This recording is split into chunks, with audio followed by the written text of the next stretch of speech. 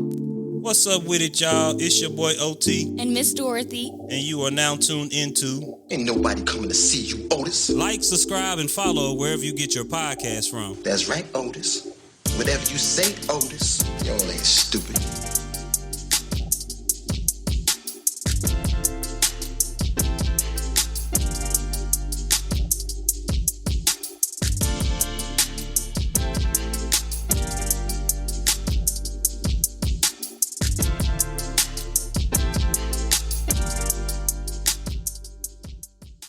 So we back once again, people, and this time we have a really special guest. He was in a series of Dice Game. He has been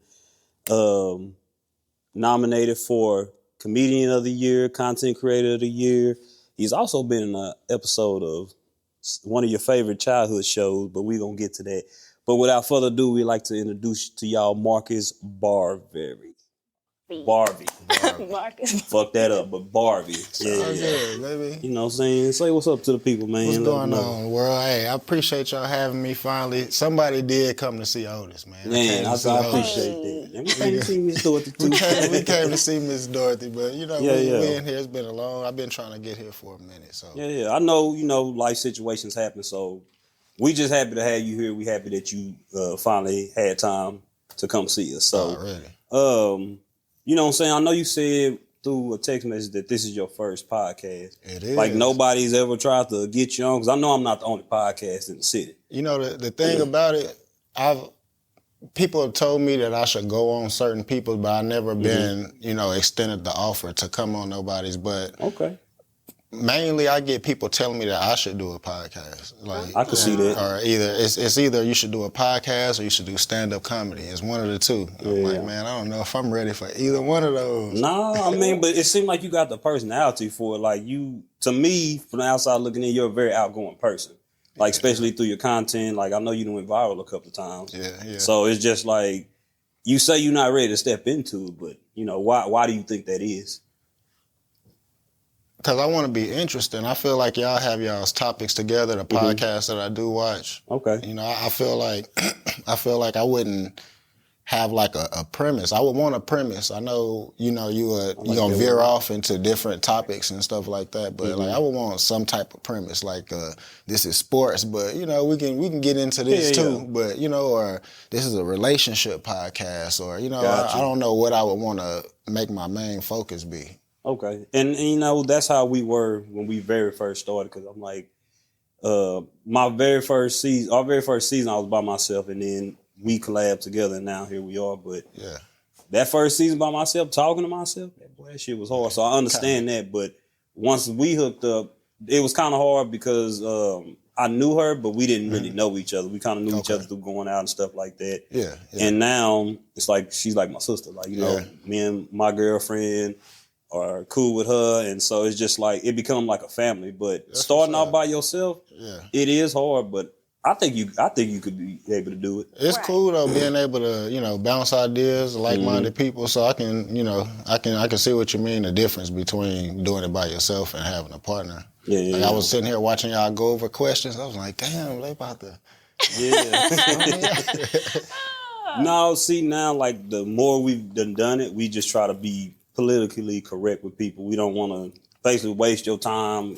We've been trying to get together, so it's like when you come, we want to make sure that like the world gonna see who you are, and also like we be on point with stuff, because a lot of times we keep stuff stored in our head instead of just writing it down on a little pen and pad. Let me look at this real quick. So that's all it's about, and then it's about like collabing and actually what you think. I don't think that's gonna work. This and that. It's That makes sense. Yeah. That's kind of cool, though, because most of the time we are on the same page, or we might be thinking the same thing, which kind of can hinder us in a way, too, because especially if we're just both agreeing, it's like, where's the conflict? Because everybody likes a little bit of conflict. Gotta have a little bit of conflict. You got to. You do. So it definitely I really feel like some people, I used to think that on some podcasts, people would sit down and be like, so which side you want to run with today? And I'll do my argument for this side, and you know.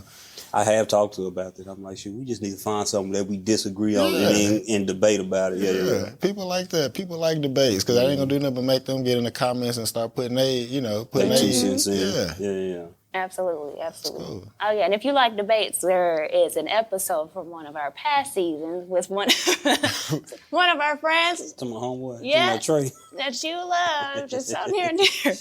Oh yeah, that was a good debate. He's conflict. He ain't gonna back down. He that type of person. Like he could be wrong, but he gonna argue to the death of him. So He, instead of admitting he wrong, he gonna okay. Yes. I know people like that. I've done it. But no, I agree. I mean, I feel like you conquered so many things already. No matter what you do in this realm, you'll be great. Yeah, I feel like you're gonna find your right niche, whether it be podcasting, whether it be a comedian. Yeah. Creating content. Like you just gotta keep going. Keep pushing, man. Just keep pushing. And Comedy stick to podcast. something. A lot of people don't have that. That's true. Yeah. That's true. And see, okay, so like where do you come up with your material, like when you are being funny? So this is the thing. I don't really come up with material. Like, I'll just go through life, and if something is funny to me, because I don't laugh a lot. Like, I'm cool and stuff like that, but like, I'll give a little chuckle. But it's not much that makes me laugh. So if it's some shit that done made me laugh out loud, I'm gonna post it, because 9 times out of 10, somebody else, they gonna laugh at it if I laughed at it. So it's just regular life stuff. Like, for example, a homeless post that I made. Like, I wasn't trying to talk about homeless or nothing like that, but shit, I didn't want to make eye contact with the dude. I ain't have it that day. You know what I mean? I needed a little something. So it's, you know what I mean? Instead of just telling you I'm just keep my head like this. They just looking into your soul, waiting for you to say waiting something. on me to look. Nope. Eventually, you out your peripheral, you see him walk off to the next car, you get that little instant relief. Like, I dodged the bullet. On to the next. Light ain't turning great quick though. I sat down one time ever and tried to write some content, and it was for my first stand-up. Okay. And I don't know how well it went. The show was outside. Shout out to Sean Griffin. He put me on that.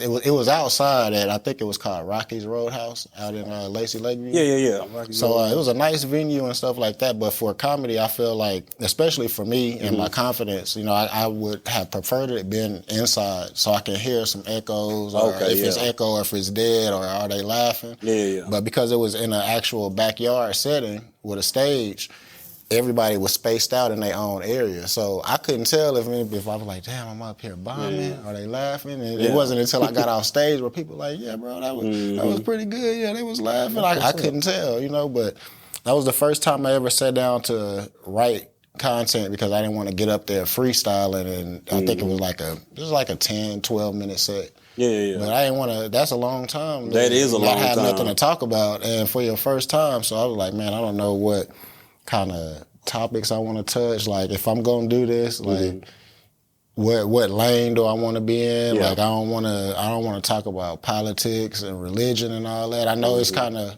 eventually gonna get to that point. You're gonna run out of shit, or what's trending at the moment. But I didn't know how I wanted to come about it, so I was just like writing down life experiences, They be the funniest ones, they though. Really, Yeah. So, but I didn't know. It was like one of those things. Like, damn, bro, I don't want to go up there for 10 minutes. Crickets, I knew my mom had came, so I knew she was gonna laugh at my shit regardless. But that count, but it don't count. Yeah. You know what I mean? Mm-hmm. But that was the only time I sat down to actually write. And everything else, man, is just if I see something throughout the day, I ride, and then I'll post it if it make me laugh out loud. So, the Waco Award, not the Waco Award, but, the Waco Comedy Jam, why you didn't sign up for that? Man, I actually did. Okay. This is the thing. When they had it, so I don't know if y'all know about it. So I had a tragedy in my family with my brother, and he got killed right in front of me, man. So I think I did see that. Yeah. So that's actually what made me start doing comedy and stuff. Like, I wasn't even trying to be funny; it was a distraction, to get through the grieving process. But with my mom, man, her birthday is in July. So I took her one spot. I think we did like one vacation after the situation happened. But we hadn't really went nowhere for her birthday since everything happened. So I had already planned a surprise trip for her to go to Florida. And her birthday was on the 27th. And it was literally the exact same weekend. I was talking to Austin about it, though. Okay. And I was going to use that set to kind of revise it a little bit. I knew I was going to eat. Because it's coming back, so make sure I want to see you in that. This year, man, it's up. I'm going to do it. I'm definitely going to do it. Like I said, life be lifing, man. So, sorry to hear that, but appreciate glad that everything is, on the up and up now. Yeah, but I was really trying to think of a way. I was like, damn, man, maybe we could push it till next weekend or something. Yeah. But they was not trying to rebook. I ain't even have it to buy again. Hey, everything happens for a reason. So I'm gonna get to it, man. Y'all gonna see a lot of more comedy this year. I've been putting stuff in the vault, man. I'm just gonna come out rapid fire, back to back to back. Shit, that's the plan. And I heard you used to rap back in the day. I did, man. You said that's how it kind of started. That's where it started. That's where it started. So, you know what? I'll never forget. I kind of veer off a little bit. I was in Florida one time, and I was living out there for about 3 years, a little less than 3 years, and I got this car. It was raggedy. They sold me a lemon. It looked real nice. It was raggedy though. Having car troubles, and I went to this little Jamaican food spot. And when I was walking back to my car in the parking lot, I mean, it's an Indian dude. I thought he was about to ask me for some money or something. He walked up to me, you know how they do? Yeah. Like, let me get ready to tell him how I ain't got it.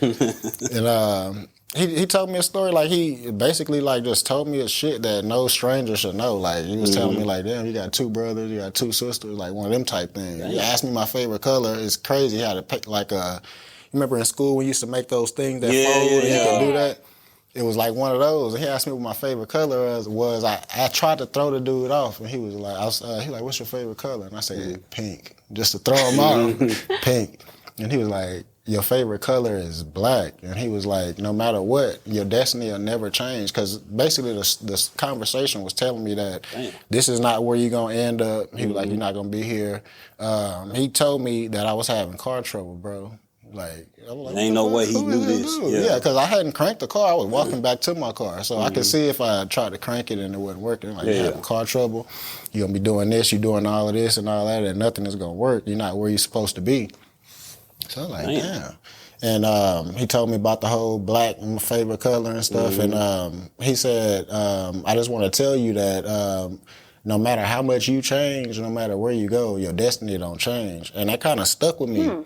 Because, like you mentioned with the whole episode, that I played on when I was a kid, I had agents. I was young as hell, so I don't remember. These are stories that my mom and my grandma told me, But they was telling me when we was living in California at the time, my great-grandpa passed, which caused my grandma to move back to the Waco area in McGregor. Okay.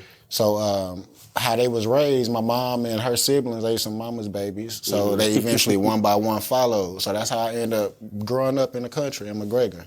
Oh, so you lived in California for a minute. Yeah, I was born out there. I moved here when I was 7.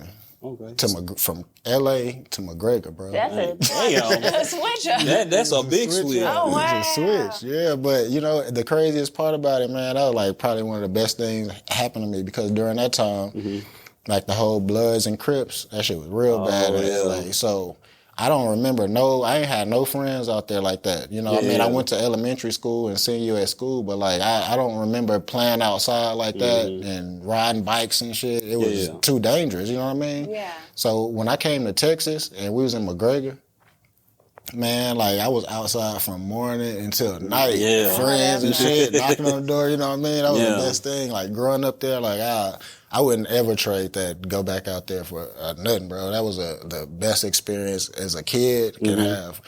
But with that being said, that dude that mentioned about the destiny, it stuck with me because when we moved here, my mom and them was telling me that it was still agents calling and wanting me to come to auditions and stuff like that. So it always make me wonder, like, damn, I wonder what would have ever happened if I would have Like, would I have been one of them Nickelodeon kids? And shit? Yeah. Would I be on the, you know what I mean? Like, damn, was my mom gonna leave me backstage? Y'all seen the doc? Yeah. But I'm like, damn, bro, I wonder, it make you wonder, like, damn, is that, like, I got pulled away from that? Because I was in there, man, like, my actual agent was, if y'all watch Full House, the oldest daughter, DJ, her mom in real life was my actual agent. Like, that's how I got on the show. Yeah. So, okay, how old were you when you were on that show? I was 6. Do you remember, like, I you know what's like crazy? vaguely? I remember. Okay. Like, it's a couple things that I don't remember, like, that I had forgot about. Like, for example, with that whole Nickelodeon thing. Yeah. I remember back to where, like, when the changing room was just like a big-ass changing room, bro. Like, with all the kids, everybody. And it was just, like, normal. I remember I never thought of it until I watched that documentary. Yeah. That's what made me wonder, like, damn, would I have been one of them kids? Bullet, because I remember clearly my mom, like, changing my clothes, but she was like, if everybody was behind her, she was like trying to block me and shit, you know what I mean? But I'm like, damn, it was just like a normal, like, how we do in the locker room, bro, after football practice or something, but little girls and all that shit, you know what I mean? But so that happened, and it made me wonder, like, with the whole thing, with the entertainment, I'm like, damn, was he talking about, like, entertainment or some shit like that? You probably can't never get away from him, bro. Fast forward to high school, I had a partner that was, like, in... You know, everybody did their little freestyle, like coming back from the games on the bus and shit. Like, I always felt like I was straight. Like, I already knew, like, I'm about to eat when I go. You dealing with I'm coming down. Yeah, with the coming down. It's your boy with the hands, you know what I mean? All the bumper kit. Yeah, bumper kits. All that I didn't have, you know? All that. But fast forward to, like... It was I went to McGregor from elementary.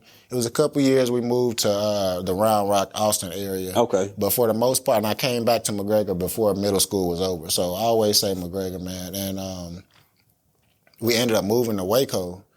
But my mom was still driving me to McGregor every day to go to school. Mm-hmm. That's where all my friends was. I grew up with. I knew a few people in Waco from, the area and stuff, but...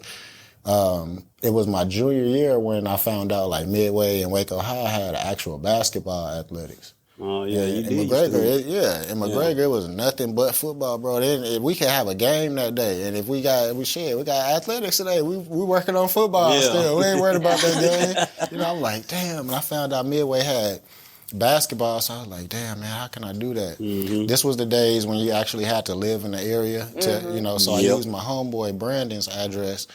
Somehow, one way or another, man, somebody told that I didn't live in the area. So I end up having to go to Waco High because I was living in Waco, like Waco I said. Yeah. That's how I ended up at Waco High. Okay. Junior year, senior year. I had a partner named Ryan. What's up, Big Ryan, man? I always remember him for just putting me out there like that. Yeah. But, he had a little closet studio. And people would go over there and, do a little, have some fun and stuff like that. And I remember one Sunday I was bored. He hit me up and he was like, man, come to the studio, come rap and stuff like that. I was like, all right, cool. I went over there, bro. And I did probably about 8 or 9 songs freestyling to like the whole Erykah Badu beats and stuff. You know how they used to do. It was nothing. It was fun. You know what I mean? Next day at school, I get to school late. Waco High, you can skip and shit. Mm-hmm. Man, it was crazy when I got to Waco, bro. I'm just skip in front of the school. Like, nobody say nothing. I'm just sitting right on the stairs. You know what I mean? Not now, right.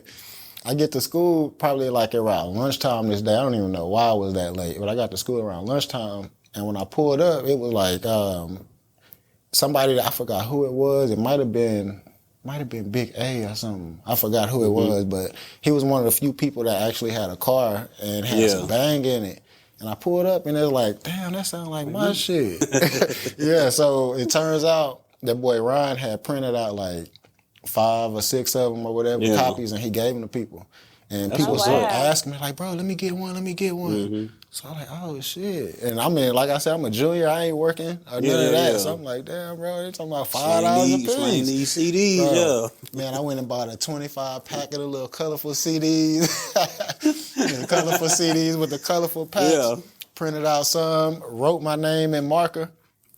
Sold them out at school the next day on a Tuesday. So I went and printed out some more. And every day, it was probably like Friday was the only day that I didn't sell out of them. Mm-hmm. But that was because, shit, everybody that I talked to already had one. You know what I mean? But from that point on, bro, I was like, shit, I rap now. Like, I'm a rapper. Okay. That's how it started, by accident. I never was like, I want to be a rapper or sit down and I don't even remember no days growing up. Like, I listened to everything, you know what I mean? All kind of music, but I never sat down and was like, man, I want to rap one day. Like, this shit was by accident. That's crazy. It just seemed like entertainment, your thing. That's why you can't, like the man said, you can't get away from it, bro. I go back to it every time. That's wild. Do you still have a copy of that? You know what's crazy? I don't have my own copy. I don't. I bet you A-Ray got it. A-Ray, you I bet you he got it. Hey, A-Ray was one of the people that I know for a fact I was tired of my shit. Because we used to go to Richland Mall, me and my boy KT. We used to sell CDs at Richland Mall. That was our spot. We had a couple people that worked at the booth. So if the security come, we could dash our stuff back there because, we weren't supposed to be soliciting. Mm-hmm. So, man, A-Ray, I definitely remember at least asking him, do he want to buy a CD like 5 or 6 times? Like, bro, I already got one, bro. I already got it. Yeah, man, but those were the days. That's what started me, man. Okay. So what did you write on the front? You just wrote first name, last name. What was your rapper name? So I went by MJ the Disaster. Why? I don't know. That's intense. It was, right? I said it in one of the songs, and just because it rhymed with something, I don't even remember, bro. But that was my name. After that, I couldn't think of nothing. I didn't want to be. Back then, people wasn't using Drake or they first name. Yeah. You had to have like Little something. Little something. I was taller than everybody, so I couldn't say Lil. You know what I mean? Wasn't big. I was skinny than was, so I couldn't call myself Big Mark or nothing. You know what I mean? So MJ the Disaster, that was the name that a lot of people knew me from the beginning. Okay. Yeah. Yeah, I want to hear this. It was, you know what, for back then, and it's a couple tracks that I ran across online and stuff like that I feel like you're supposed to feel like that, but like I feel like a lot of my stuff was a little bit ahead of its time. Like I really feel like that was something that I missed out on, that me not being consistent and procrastinating, that was something that I let slip away, bro. Like I had a record. So I don't know her real name in real life, but on the Tyler Perry movie, Why Did I Get Married? The loud ass one, Tasha, I think. So Tyra Banks' best friend. Yeah, that's who she is. Yeah. So I don't know her. I forgot her name though. I didn't know she had a twin. So one of them act, or they both act, or I they know both one act. of them right. Though. They both act. The more silent one, not the loud one. She's the writer, I believe. So I think it's the silent one. And then y'all remember the singer? I think he turned gospel. Dave Hollister back in the day. Mm-hmm. All right, so I was in L.A. This was like 2006, and that's when I was really taking rap serious. And I was in L.A. Me and my grandma went out there just for a little vacation, and we ended up working at a little company, a little C's candy company out there at the actual factory.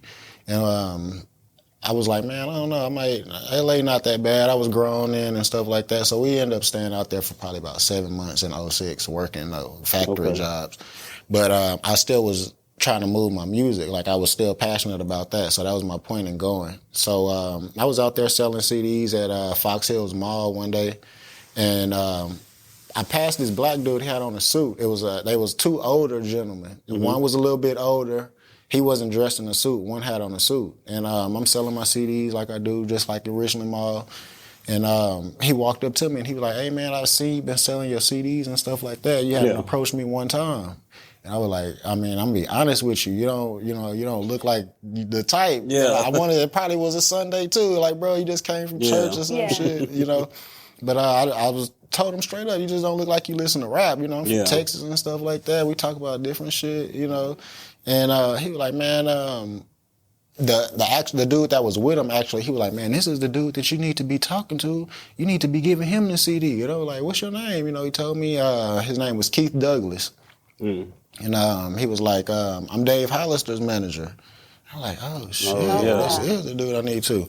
And I gave him a CD, and on the CD, it was still some bootleg shit. I still, to this point, I hadn't got my own CDs printed out or nothing. I'm still writing in marker or, you know, stuff like that. Or, you know, remember they came out with the little slip. You could slide in there, a little paper slip, just to have some type of artwork. Wrote my number on there and stuff like that. All my CDs have my number on it, just in case. Like, even if you throw my shit down and somebody pick it up, you're going to be able to get in touch with your boy. You know? Gotcha. So I gave him a CD and whatever. He called me 2 days later, and he was like, hey, we listen to your music. I'm with Universal Records, man. We want to give you a record deal. I'm like, what the fuck? For real? You know, he was like, no, man, for real, this not no joke. He was like, we want to come pick you up. I got these 5 beats that I want to sing. I want to know if you can write songs to these 5 beats, and then we'll go and record them tomorrow. You know, this is your opportunity, man. I need you to give me all you got. He emailed me these 5 beats. They was corny as shit, bro. They was corny as shit. I'm so used to, during that time, like Mike Jones and them was popping, Sitting Sideways and stuff like that. You know, them beats was hard. Yeah. So I was like, man, what the fuck? So I wrote some songs to him that I thought came out okay. Sent them back to him. He sent 5 more beats. These was a little bit better. He was like, we're going to come pick you up and stuff like that. And like I said, I was out there with my grandma, and she was like my grandma and stuff like that. So she was like, man, I don't know if I want you just going out here way out with this random dude and stuff like that. So my grandma rode with me, bro. Like, they came and picked me up, big-ass SUV, Escalade and shit. Me and my granny riding in the back to the studio, bro. That's what's up. To the studio. Like, what she was going to do, you know what I'm saying? What she was going to do if something went down, I don't know. But she was with your boy, man. Nah, I won't forget that. But I recorded all of the songs, and it turns out that he strung me along, bro. Like, that's the first taste of the music business I got. Like, I always wanted to this day, like, damn, did he, like, want me to ghostwrite some shit and then say that? Or, like, what was the point? Like, you literally spent time out your day to come and pick me up, take me to the studio, meet these different people and stuff. So I was like, was it just not meant? I always try to see the bigger picture, but, like, was it just not meant? Or was he full of shit or what? But I Googled him some years later just to see. I was like, man, I'm going to see if Keith Douglas real. You know, people be like, Google me during that era. So I'm like, I'm going to Google him and see. And shit, he was really Dave Hollister's manager, and he was married to one of those twin sisters, bro. And they were like, he was in there, but legit, it was a point where he had hit my grandma up a couple when we moved back out here to Texas. He was keeping up with my grandma. Like, I was like, fuck him. Like, I got to that point, I'm not going to lie. Yeah. Stop hitting him up. I was like, man, I feel like if he rock with me, then shit, I can get somebody else to rock with me. I'm just about to, put the gas down now and get it. But he was hitting my grandma up still, like, hey, man, he don't have no kids yet, do we? Keep him out of trouble. You know, we just need him to stay focused and all that. Like, he was really, like, getting ready to, I'm about to take off next year. Bro, this was 06. I'm still working on the job, bro. Yeah. 2025 right now. Dang, But yeah, man, so that was kind of, I said that I was going to mash on the gas at that point, but that's kind of when the music started kind of fading off too at the same time. Like with life, I moved to the city. I was in Fort Worth for about 6-7 years, man, and trying to go to school. Yeah. Life started hitting in bills and stuff. Like, I had an apartment in Waco, but like it was like 5-something, 6-something. Like now, to me, and then this was like in 08, you know what I mean? Okay. So like 900 to me was like, shit, man, I need a job. You know what I'm saying? Yeah. Like, damn, this ain't Waco. I'm gonna have to go back to Waco. Everybody thinking I'm up here rapping. I can't do that. So I struggled it out, bro. Instead of fucking swallowing my pride and stacking up and just coming back home. But, you know, that's another topic. But when life hit me, I stopped being as inspired as I was. I ain't gonna lie. Like, I was talking to the Hopwoods one day when we was filming Dice Game after, and like, they felt me. Yeah. They were like, bro, that's an excuse though. Like, you really sat there and you like blew that shit over excuse. I was like, but that was a good ass excuse. Like, I wasn't trying to be like, you know what I mean? Like, you hear the stories. I was like, shit, I might have just didn't want it bad enough then, because like, I'm not. Like, if I can help it, I'm not doing that shit. Like, I'm not living on my car for that shit if I don't have to, you know what I mean? Yeah. Like, but you hear stories and they inspire, and Tyler Perry and them homeless and all that. Yeah. So I'm like, damn, bro, maybe I haven't had it hard enough. That's why I feel like I done had it hard, but like maybe if I would have had it a little bit harder, I would be there, bro. Oh my God. Yeah, no, I mean I definitely understand where you coming from. So speaking of Dice Game, like how did you come about that role as Chuck? Because I've been watching it and Chuck is a pretty cool character. Chuck is interesting, man, and you know what? A lot of people think that I'm Chuck, bro. Like, I don't got... Real life. Yeah, like, zero hoes, bro. I don't got... I ain't hooping every day. I ain't hooping in years. I need to, but... That means you're playing your role right. I'm playing my role right. Yeah. They make it believable. There you go. Yeah, that's what's up. It seems like you always got to get your boy out of some trouble, man. You know what? I'm glad you said that, because I'm the one who always I'm the one who get all the flack. Like, I'm at HEB, man, Chuck, man, leave that boy Will alone. I'm like, damn, bro, I'm trying to get Will out of shit. I feel like you always giving him some good advice. He just ain't trying to hear it. Yeah, because he want to be the one. He want to be the one that got all the best advice and all that. You see how he was sitting? You seen how he was sitting in the car on that episode like he was a Don? I'm out there doing all the henchman work. He was sitting there like this. Yeah. Boy, he be doing Chuck wrong, man. Yeah, you and Rashawn had me dying.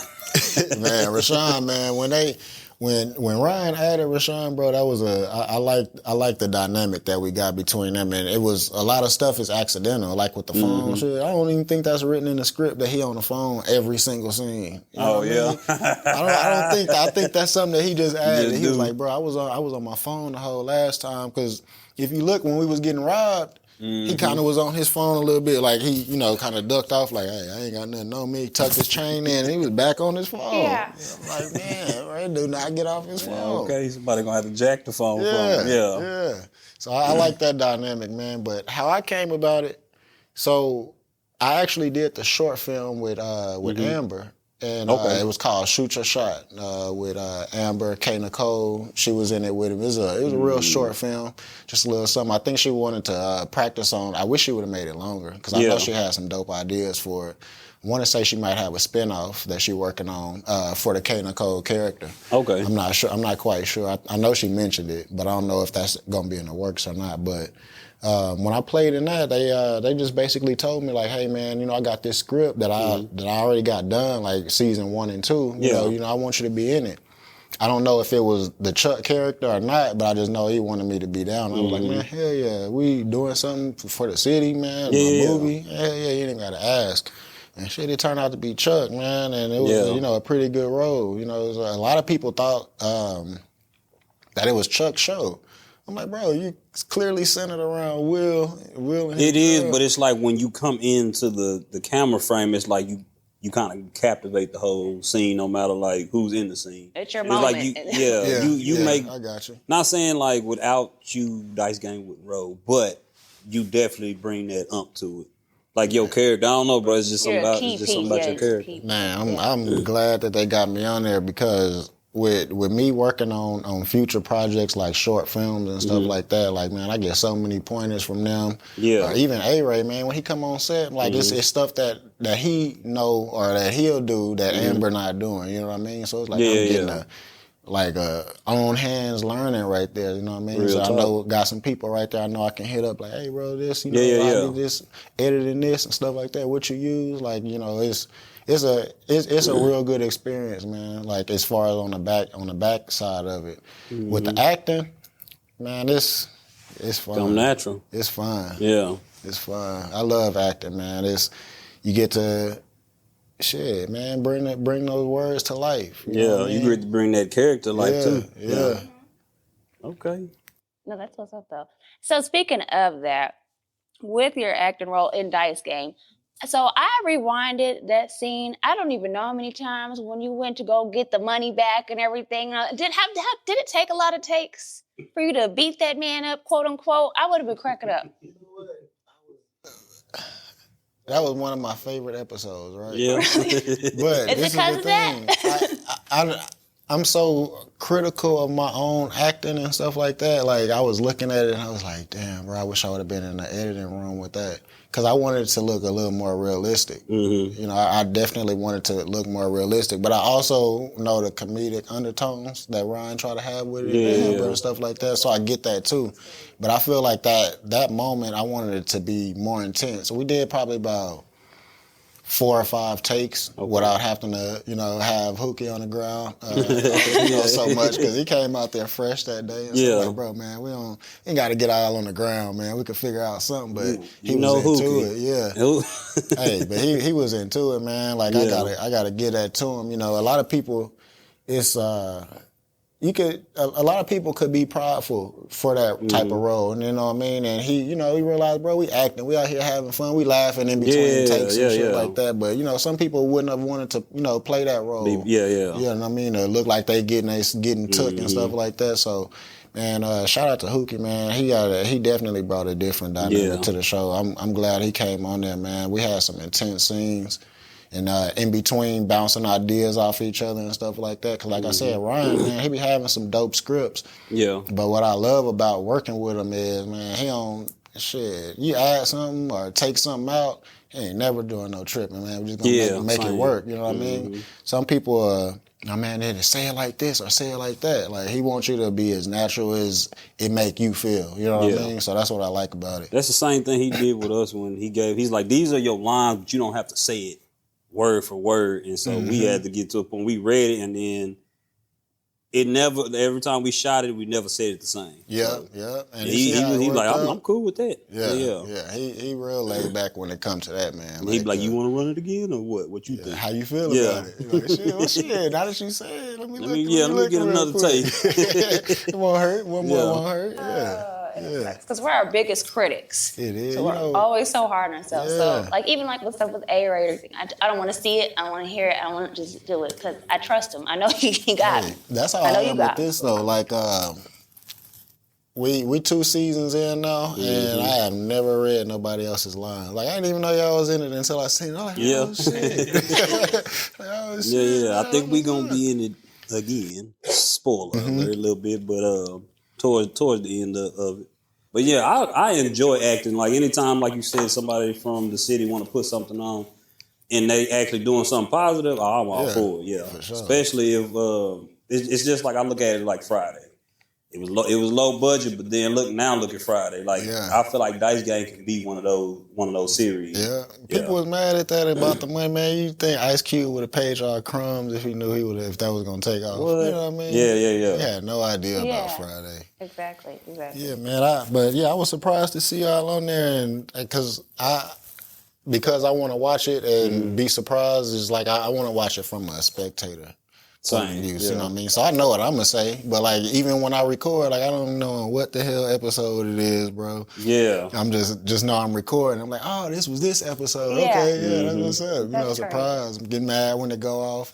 You know what I mean? Like, yeah. Ryan, last episode with a camera.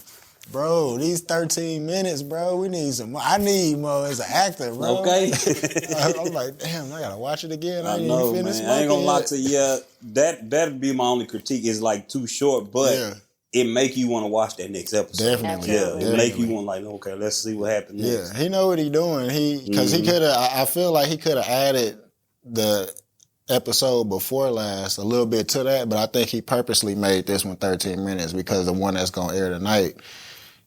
Yeah. Okay. Yeah. That's what's up. Yeah. He's strategic with it. Yeah. I can't wait for selfish. I want some more. Yeah.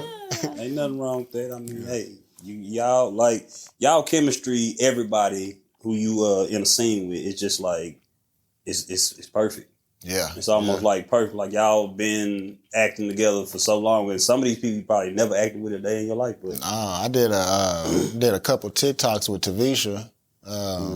I need to do something. I need to do something with her in April. Like I was on the set one time with Tavisha. I was on the set accidentally one time with April because I came to film and she came down randomly to do some fillers or something like that, and I saw her. But I'm never even on the set with none of them, man. I want to come in, work with them and just, see how they doing and give some tips and stuff like that. But like I never know when we're filming because it's everybody got life going on and their schedules and stuff, so they got to get it in when they can. You know what I mean? So all I know is he'll be like, "Hey, this is the last episode. We got to film." I'm like, "Damn, bro, we done." I know.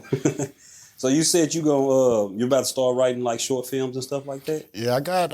So I have it's gonna be my first time doing it, right? So that's the procrastination, a little bit of nervousness in me because I feel like my excuse. I always got an excuse for something, bro. I don't know if it's some Libra shit or what, but I always got an excuse to procrastinate about something. And in this case, I never wrote a script. Like, so I'm pretty sure everybody have similar ways and stuff like that. But so how I'm looking at it is, if I get this story done from the beginning to the end, then I could go in each paragraph and actually write the script. But then with that being said, why I say I'm procrastinating, because I want the script to not be dry, bro. I criticize and look at all these shows and stuff so much. Like, for example, man, I love Tyler Perry shit. I'm a Tyler Perry fan, bro. I try to watch I watch Sisters and all that. Yeah. But it's times where I'm looking at it and it's like dry. Like it's either the conversations is too long or either I really don't know what. It's like that math equation. Yeah. You got all this extra information for no reason. Yeah, bro. And it's too many like silences in the middle and it's quiet in the background or something. So I'm kind of studying that because I don't want mine to be like that. I just want it to be back to back to back. We're gonna have the moments where you're gonna, of course, sit and think. And, but for the most part, like I don't want dry conversations. And because I never wrote a script, I feel like I might have some dry conversations. So say write it up. I mean, you got A-Ray, you got the Hot Woods. Like, what you think about this, bro? I mean, I don't think they ever gonna hold you up. They're gonna tell you the truth. Yeah. And like I said, you got a good sense of personality and all that, so I'm pretty sure your script is gonna be dope, regardless. That's what I'm aiming for. So right now, I got two concepts that I hadn't written anything down at all for. But I have one that I'm pretty much done with the story. I got to the very end of it and kind of got a little writer's block and stuff like that. But I got a couple concepts of which way I can go with it. If I go one way with it, then it's going to have a part two. So I'm looking at that and I'm like, damn, I don't know, that might be an easy way for me to crank out something else quick. You know what I mean? So I might do it that way, but that one is pretty much done. I literally just need to do the script and get with A-Ray and them and see what we need to do on some production. You need some actors. I know that. I literally have zero, bro. Like I haven't done it at all. You got two. You got two. Man, hey, we're gonna talk. For real. We're gonna literally talk, man. I got some. When I was telling you off camera about the homeless person. Oh yeah. I think that'll be something good, and it's different. A lot of people will probably be expecting comedy, but it's not comedy. It's gonna have some funny lines in it, of course, but for the most part, it's not really a comedy, you know. Okay. So I think y'all will both be interested in it. So is that somewhere you think you would go with it? Like as far as you wouldn't, because I mean, you are a comedian, you are so many things, but would you want to like write more serious skits and stuff like that, or plays? Or would you kind of go in between? I think it would be in between. I think I would have a nice balance because I don't want to get caught up in one type. I feel like once you play a role, they try to stick you with those roles for the most part. Yeah, you know what I mean? Carlton and stuff like that. And I don't want to do that. Or like even with Kevin Hart, man, that's a good ass actor, right? Yes. But nobody take that shit serious, bro. Right. You know what I mean? Every time I look at him, I be like, it's just still something funny about it. It's something funny about him. Like, I'm sitting here watching it, he having a fight scene, and I'm looking at how little he is fighting and shit.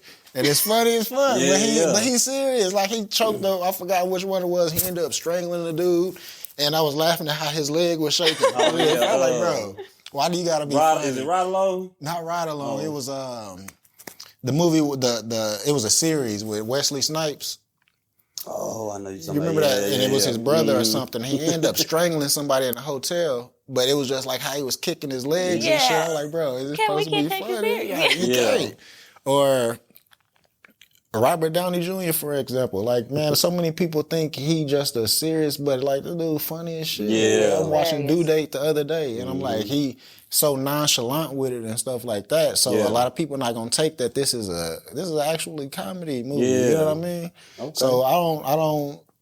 That's why I said I want to give it a little balance. I'm gonna do this movie, the serious movie, but then the next one, I feel like I gotta bounce back with a comedy that's a comedy, like have motherfuckers laughing, like what people been telling me. They keep on telling me, do stand up. You need to do this comedy, do this comedy. So I feel like when I finally hit the world with that, like I want it to be what people been waiting on. Yeah. You know? Yeah. Whichever route you go, I mean, just like the Indian man told you, you know, your destiny's it's gonna be what it is. I just gotta pick something and stick with Just it. do it. Just do it. You're right. That is the Libra.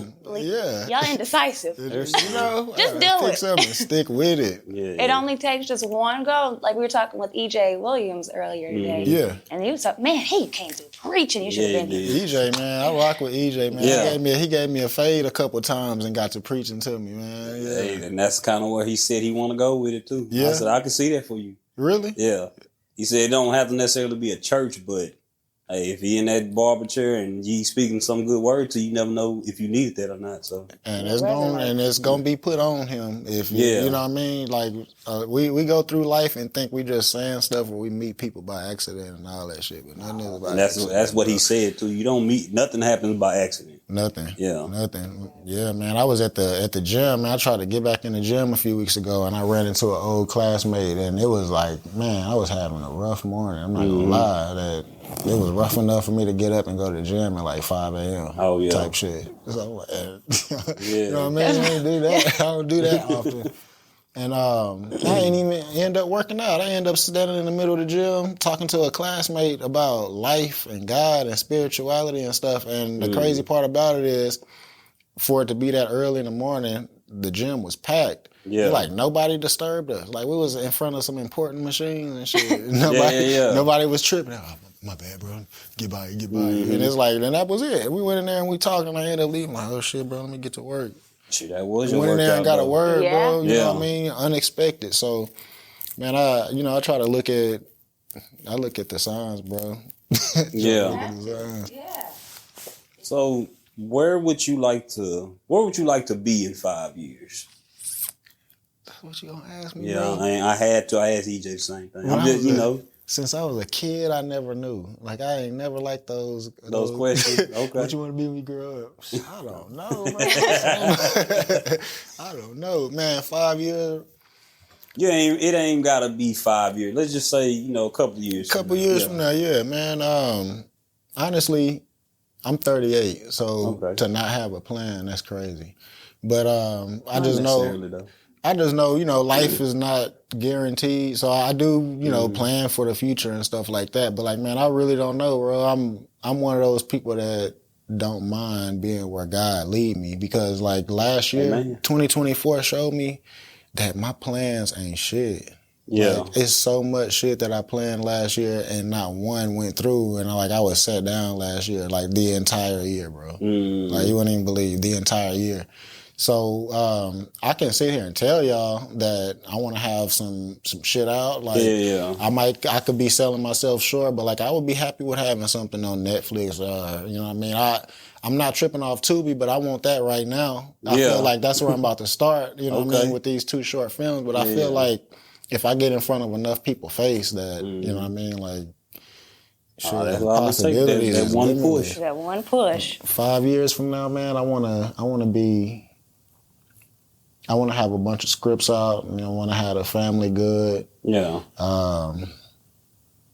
I just want to be somewhere comfortable, man. I don't want to lie. Like somebody was telling me, like, don't get too caught up in, worldly possessions and stuff like that. And I don't feel like I am, but like I think I'm on like the normal level that 38-year-old man will want, like a house and shit like that. Say I did it. Yeah. You know what I mean? But man, I don't want too much. I just want to be somewhere healthy and safe, family safe. You know what I mean? Yeah, that's a good answer, because a lot of people will try to contemplate, okay, shit, 5 years from now. You can, like you said, you can say what you want. Yeah. Then God gonna show you, okay, well, you said this, but this is what I had. This is what's going to happen. Yeah. There's nothing wrong with it. I mean, man.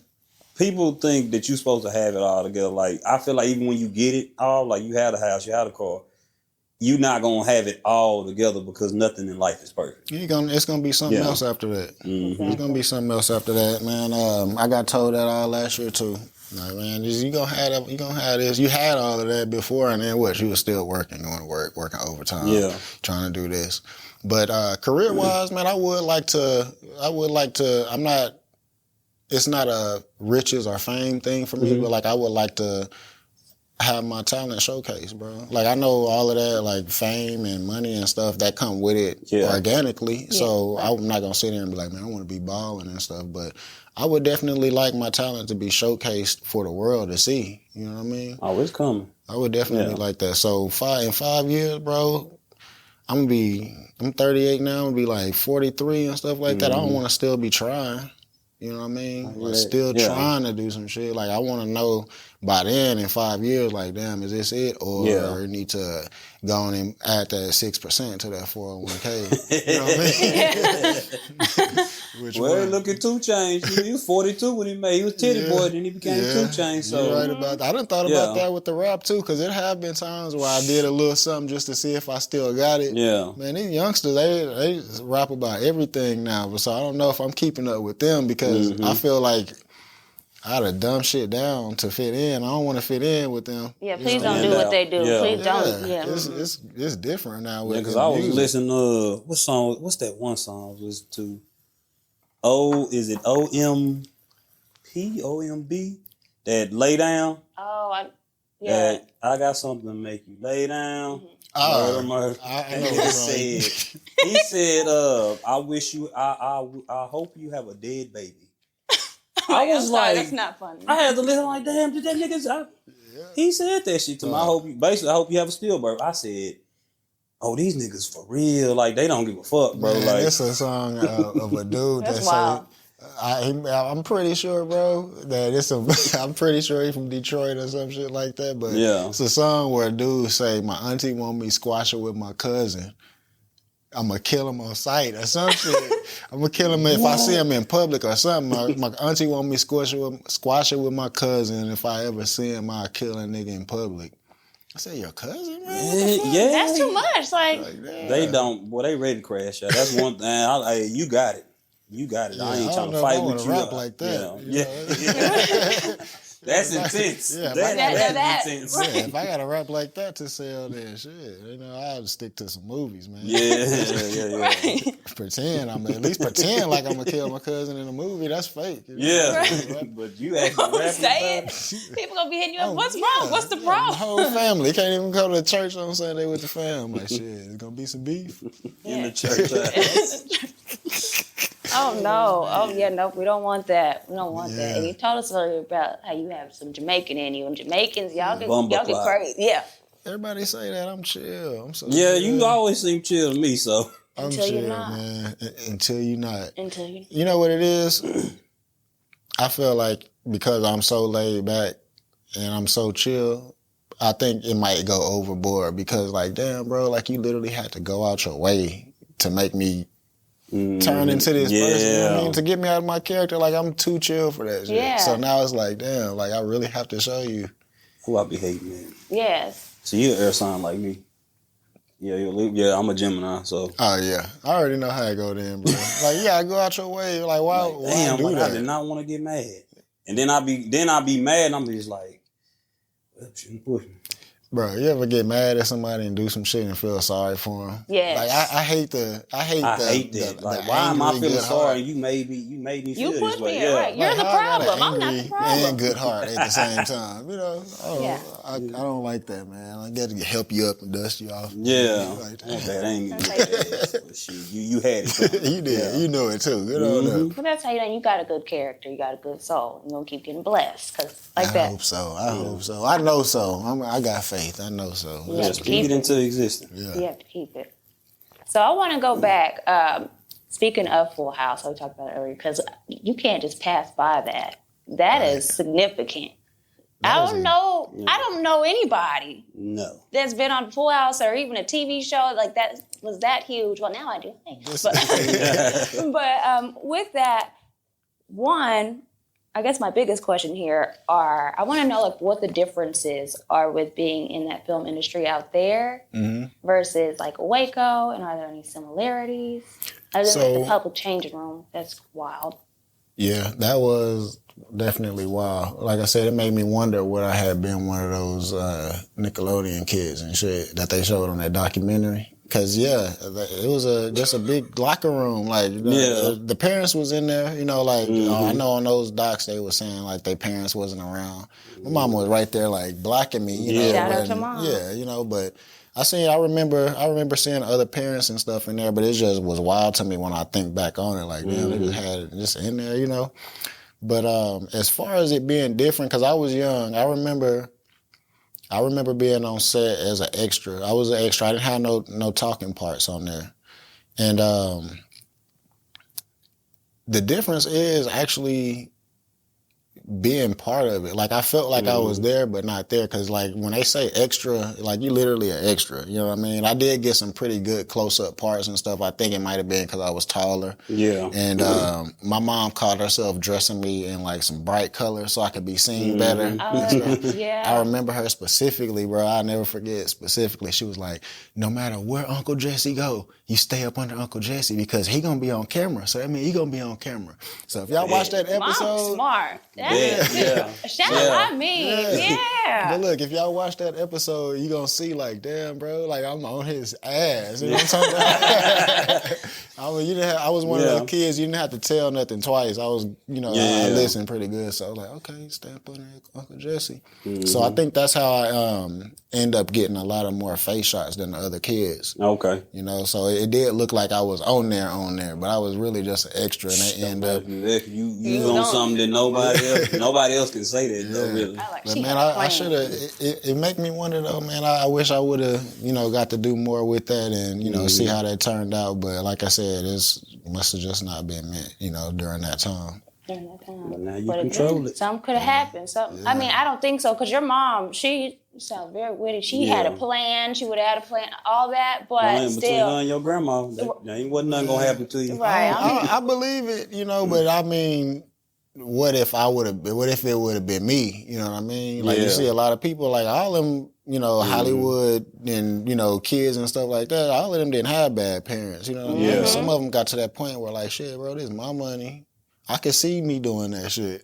Yeah. Bro, what you mean? You don't know. You know what I mean? I can see me doing that shit eventually. Because that's not what as Drake was saying. Drake was saying like the daddy kept trying to save him, and then it's like his mama was more so like, man, don't listen, and it's just like, shit, his daddy was on that motherfucker crying. Like, man, I tried to do everything I could, but once they got in his ear, like, man, hey, your daddy gonna hold you back. He gonna do X, Y, and Z. You just little kid and you up and coming. Like, I get what you're saying. Like, you never know how your mindset would have made. Like, this is my money because you are the one making the money. Yeah, and then it's different, you know. I mean, you never know. The parents could change. You know what I mean? Like when you come from struggling to now everybody got it. You know what I mean? You don't never know how our, you know, relationships would have been, you know what I mean, stuff like that. So I'm glad I grew up struggling and stuff like that, you know, with my mom, my grandma, uncles, aunties and stuff like that, because it definitely wouldn't have been like that, you know, coming up rich and stuff. I can see it being completely different, you know. But man, money involved. I mean, when money involved, you never know how it'll make people act or shit you act for that. All in Hollywood probably been doing drugs and trying and shit. Everybody doing it. You know what I'm saying? Like it wouldn't have been out of the norm, is what I'm saying. Yeah. I get it. So I don't know. I'm glad it turned out the way it did, especially when other shit take off that I'm more in control of. You know? Yeah. That's true. The motherfucker can act until he 100, you know. I don't know about rapping and stuff, but, you know, you can keep on acting until you forever. Nah, for real. They got movie checks, yeah. And the movie checks something different, boy. Yeah, it's something different. Got anything else? He's funny. I know, right? Oh, man. So I do have another question on that. Well, aside from that side of things. So with the film industry out here and working with all the people that you've worked with and stuff, what has been the most impactful with your growth? The most impactful? Film-wise, I would definitely say behind the scenes. I feel like that's where I learned the most because there's a lot of stuff that I didn't know about. Like I've edited my own music videos and stuff like that, you know, not on a professional level, like if you send it in and stuff like that. But the most impactful to me I think it's been my growth behind the scenes and learning and stuff, because that's definitely something that I'm passionate about. I was actually supposed to enroll in Arizona State ASU online this year for directing and filmmaking and stuff like that. But, of course, I pushed it off. I'd rather do it in the summer and stuff. I just started a new gig and stuff, so I want to have my schedule down and stuff. But that makes sense. It's something, because I went to college a couple times and I had good grades and shit and just stopped because I felt like that's not what I wanted to do, especially when I was rapping. That's when I was going to college. And, like, I knew, like, you're supposed to believe in yourself, but, like, my confidence was so damn high when it came to the music. Like, I just knew any day now, like, this was about to happen. So I'm not about to go to school for 4 years. And in between time, I tried a couple times. It was easy and stuff like that. But now I feel like I found something that I'm actually interested in. So it's not even about it being a 4-year degree or I'm doing this for a job. Because at first when I was going to college, I was doing that shit for a job. Like, I didn't know, like, my grandma and mom, you know, I mean, you smart, you can go to college, you can do anything. I don't want to do that shit. At the end of the day, it's going to be a job. You know what I mean? Yeah. If it's something that I'm not passionate about, I don't care how much money you're making. I don't care what kind of degrees you got in it. I'm still going to get up in the morning like, fuck, gotta go to work. But with film and shit like that, bro, I ain't never had one of those days where it's like, damn, man, I gotta go up here and film. Have been times where they caught me after a 12.5-hour shift and I was a little cranky. You know what I mean? Tired and hungry, you know. That's understandable. Yeah, but I think that's something that just learning that and just knowing, even if I don't get no type of money or reciprocation from it, that's something that I would definitely focus on. So I'm gonna do that. That's what the Hopwood said. They was like, if you wake up and as far as filming goes, you gotta be like, damn, I gotta do this shit, and it ain't for you, but it's not. It's a job. It's a job versus something that you really, really like. So that's good you found that. Yeah. And even being behind the scenes and getting that knowledge and just being around. You're absolutely right. Yeah. So, like with other people that are up and coming, wanting to get into that, is that something you would suggest doing? Is not only is get in front of the camera, but also stay there when other people are recording and so on and so forth. Yeah, you can definitely pick up a lot from people, even people that you feel like there's not on the. I'm not gonna say that. I don't like saying same level. Yeah, but even when people are not on the same level as you. You can learn something from everybody, you know what I mean? So if it's nothing but facial expressions, like I'm big on that. Like I feel like that's 75%, 80% of acting is like having some facial expressions. Yeah. If you can do that, you know, make people like interested, you know, the script is gonna come. Cause if you can do that, and a lot of people think it's not, but that's multitasking. When you focus on your mind that I need to look like this when I say this, while at the same time still reading and not fumbling your lines and stuff like that. That's a slight talent, bro. Yeah, you know what I mean? So if it's nothing but facial expression, you know, I'm trying to learn from people. So, and then with the behind the scenes, it's just like how to film or angles and stuff like that. It's so much stuff to it that I didn't think I would know besides action and let me record you doing this. You know what I mean? So you don't get that angle just right. You might hit the light and the light is not lighting the way you need it. And now that scene is dark or something. Yeah. So, or it'll look like I'm swinging and missing. And looking, you know what I mean? It make a difference. You never know. Yeah. But I think it really depends. Some people want to do both. But I think it would really depend on what side you want to be on. Some people just strictly want to act. Some people like Ryan, if I'm not mistaken, I don't think he want to act, bro. I think he's definitely wanting to be behind the scenes. I want to push out these scripts and keep cranking them out. But, you know, as at the beginning, you know, a lot of people might not take it serious. Like even with Dice Game, with season 1, it was a struggle to get people to come, bro. That's what he was saying. It was a struggle, but like once they seen the first one, like with season 2, I noticed it was a lot easier that we didn't have to make as many calls and stuff. Like, hey, call around and see, can somebody pull up, or we need to make it look like this scene right here is packed. You know, you didn't have that problem at all. So I can just imagine what 3 gonna be like. Because I asked him, I said, how many seasons you gonna have? He said, shoot, I'm trying to be like Power. I'm just gonna keep going. Said, and that's when I asked you this off camera. I think Chuck should have his own little spinoff, maybe. I think so too, man. I agree, because it's a lot we don't know about Chuck. All we know is Will and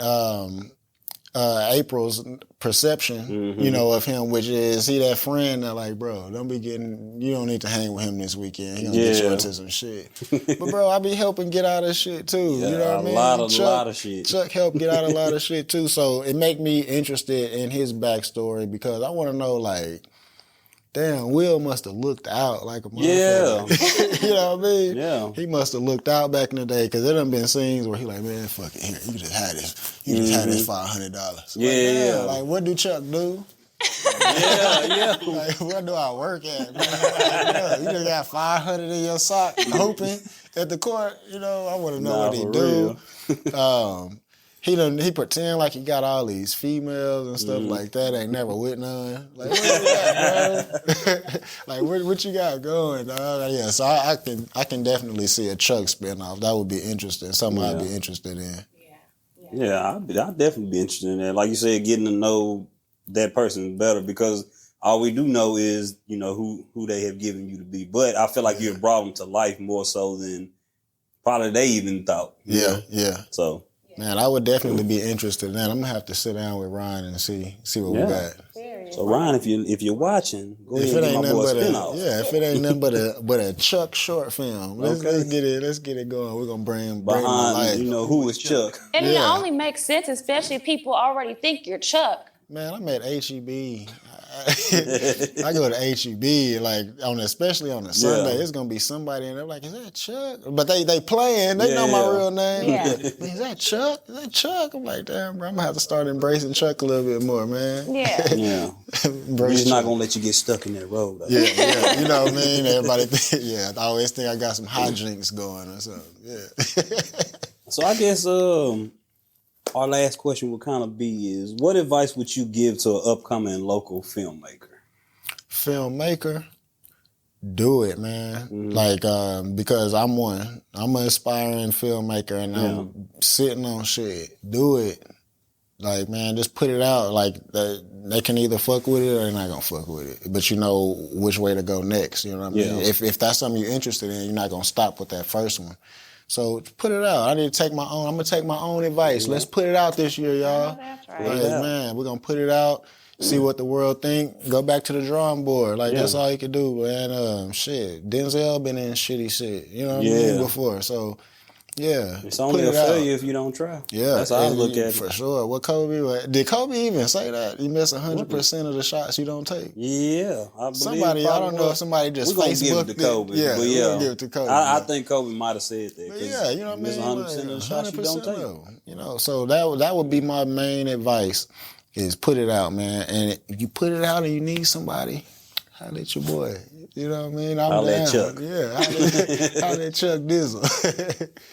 Well, man, Marcus, for real, appreciate you coming out. I'm glad we finally got together. Like, this won't be the last time. Hell nah, man. I gotta come back, man. We're gonna get on some other topics. I wanna sit down with y'all and talk about some stuff. I'm glad. I hope you felt at home. I hope everything was enjoyable. Yeah. So, like I said, we glad that we finally got together, because, life was lifing. Yeah. Hey, I'm down to come back whenever, man. Y'all need to get a spot or something. Hey, come holler at us for a few minutes, bro, to get this last episode or something, like you say. I'm with it. We got some topics, man. We could get on all kind of stuff. I'm with it, man. Just let me know ahead of time so I don't look a little. I got you. Yeah. Let me know ahead of time. We can figure it out. All right. Well, this has been Otis, Dorothy, and my boy, man. Mr. Marcus. Otis, Dorothy, I appreciate y'all having me. It's all love, man. Y'all need me to come back. Marcus Barvey, y'all follow me on all social media. We got a Dice Game out on YouTube, season 1. We about halfway through season 2, man. Y'all got time to binge watch it. Each episode is 18 minutes or less. Ain't gonna take up all your day, man. Get with the fam. Watch Dice Game. Be on the lookout for the short films coming this summer, starring, written by, directed by me. I have my partners with me too. You know what I mean? But we gonna get some shit out this summer, man. And y'all put that shit out too. If you aspiring, you wanna do it, you put it out too. Nah, for real. Snap some focus. Thank y'all for tuning in to Ain't nobody coming to see you, Otis. Make sure you Like, subscribe, and follow wherever you get your podcast from. That's right, Otis. Whatever you say, Otis. It's been real. It's your boy OT. and Miss Dorothy. And we'll see you on the next episode of Ain't nobody coming to see you, Otis. Y'all ain't stupid.